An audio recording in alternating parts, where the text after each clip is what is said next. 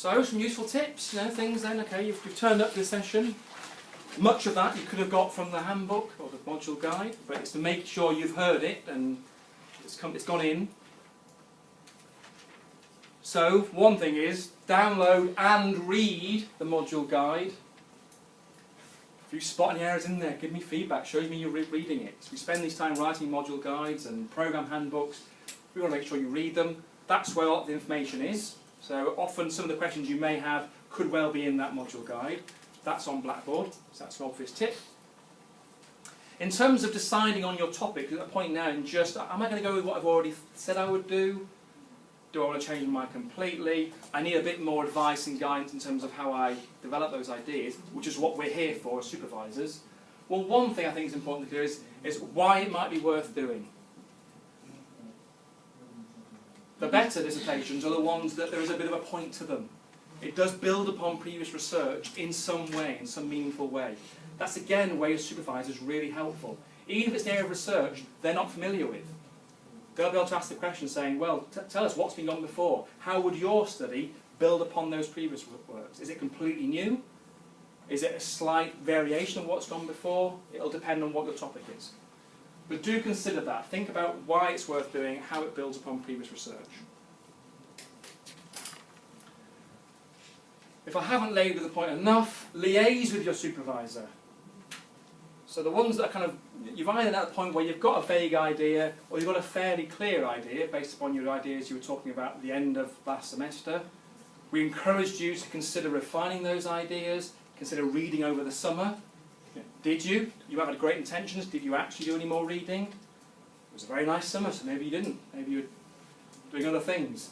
So use the opportunity now to continue that reading, refine your ideas, clarify, get focus. You need real clear focus for those ethics forms. You do that through discussing it with your supervisor. And start early. This is why we have, part of the reason we have that conference. One is to get students to just share their research, because otherwise you have a small number of people reading it. Bless you.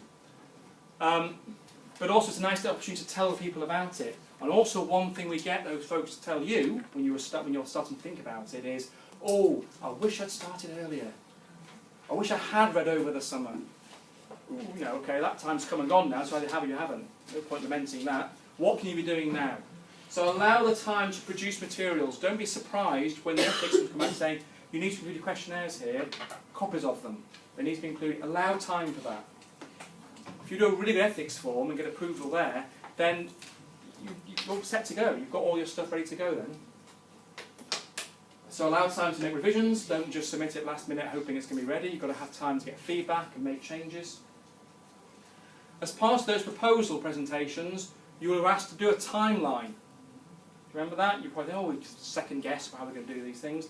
I think by and large, actually, many of you did a good job of that, thinking through when you're going to do things, and also realising that often you have to do different things at the same time. So you might be drafting an introduction while still collecting data. You might be transcribing for doing interviews while still conducting interviews. It's not a case of doing this bit and then that bit and then this bit.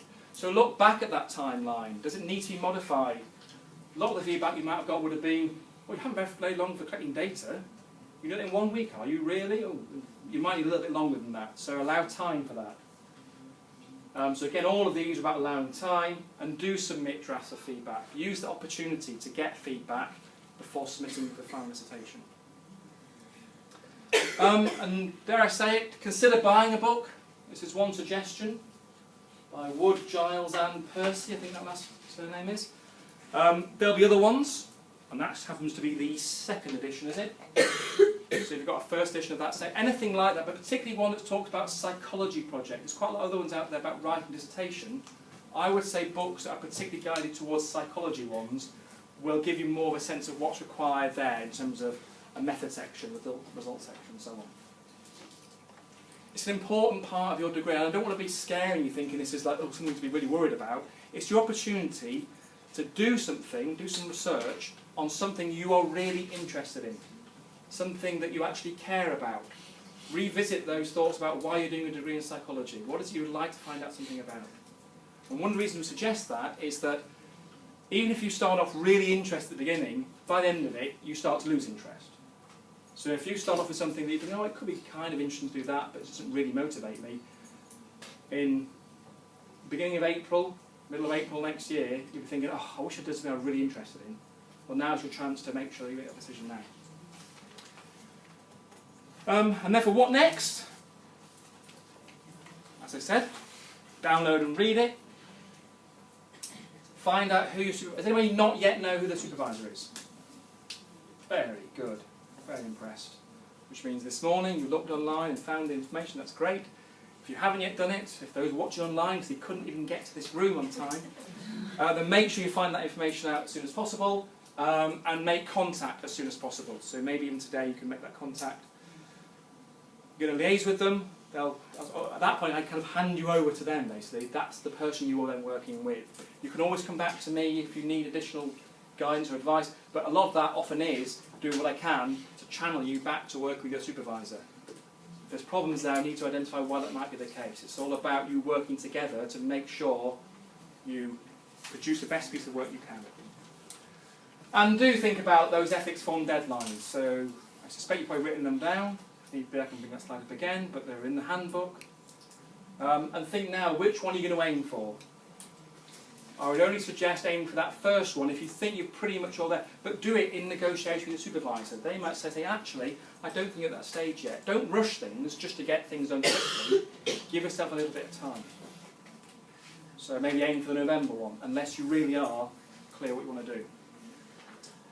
And I think that's it. That could be you. You too could be smiling, presenting your research.